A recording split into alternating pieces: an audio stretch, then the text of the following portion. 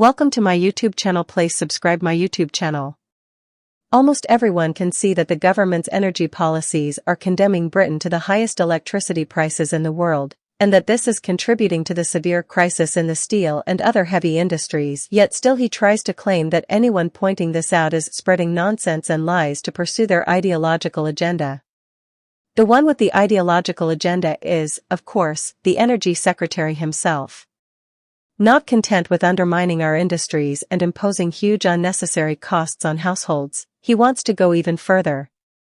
Writing in a newspaper at the weekend, he promised he would react to the steel crisis by doubling down on his green policies. According to Miliband, electricity prices are so high in Britain because we are so reliant on gas, the price of which he likes to imagine is set by scheming fossil fuel dictators. Therefore, if we close down our gas power stations and replace them with wind and solar farms, we will enjoy much cheaper and more reliable energy. Sorry, but Ed's claim does not stand up to analysis.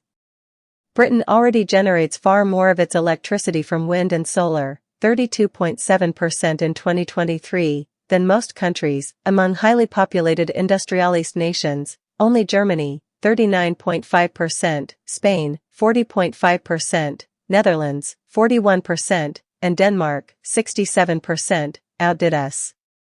The US, by contrast, derives only 15.6% of electricity from wind and solar, while we still generate a significant proportion of our electricity from gas, 34.2% in 2023. Many other countries are even more dependent on gas.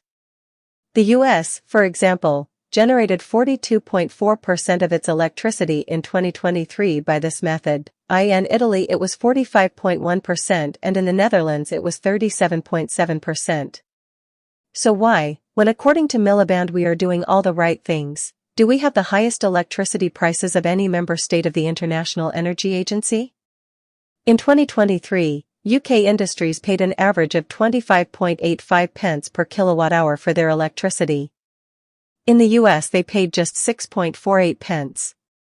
The reason we pay so much is directly thanks to government energy policy. We pay a lot to generate electricity from gas because we are using it in short bursts at short notice to make up for a shortfall in power from wind and solar plants. If we kept gas plants running continuously, the per unit cost would be far lower. Moreover, we pay a lot more for our gas than US consumers do because the government has choked off what had been a promising UK fracking industry and it has subjected what remains of the North Sea industry to punitive windfall taxes, levies which seem to increase even when the industry is clearly not enjoying a windfall.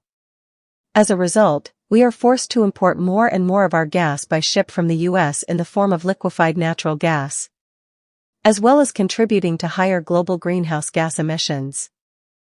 This is a lot more expensive than consuming locally produced gas because the process of liquefying and then regasifying it consumes around a tenth of the energy in the gas itself. On top of that, Britain's electricity market works on a mad principle known as marginal cost pricing, where all electricity is paid for at the price charged by the highest cost producer. For example, if a wind farm offers to produce electricity for £50 per kilowatt-hour and a gas plant £80 per kilowatt-hour, the wind farm as well as the gas plant will be paid £80 per kilowatt-hour.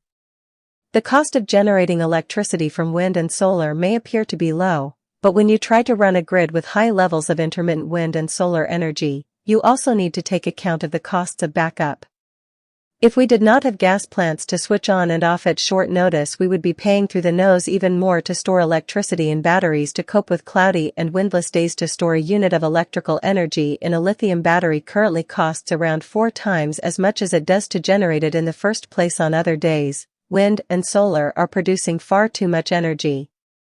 Consumers are already paying a fortune, £1.5 billion last year, to compensate wind and solar farm owners when they are generating too much electricity to be fed into the grid. This is set to mushroom in future as more wind and solar farms open. As trade body UK Steel has pointed out, UK consumers also face far higher network costs than do those in comparable countries.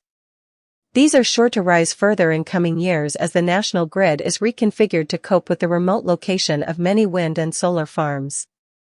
These, then, are the reasons why our electricity is so expensive. It is not ideological to point out how Britain's energy policy is failing us, and how Miliband's zealous pursuit of net zero targets is making it even worse. It is simply a case of quoting the facts, which are there for anyone who is interested in them to see. Sadly, Miliband himself seems to have no such curiosity.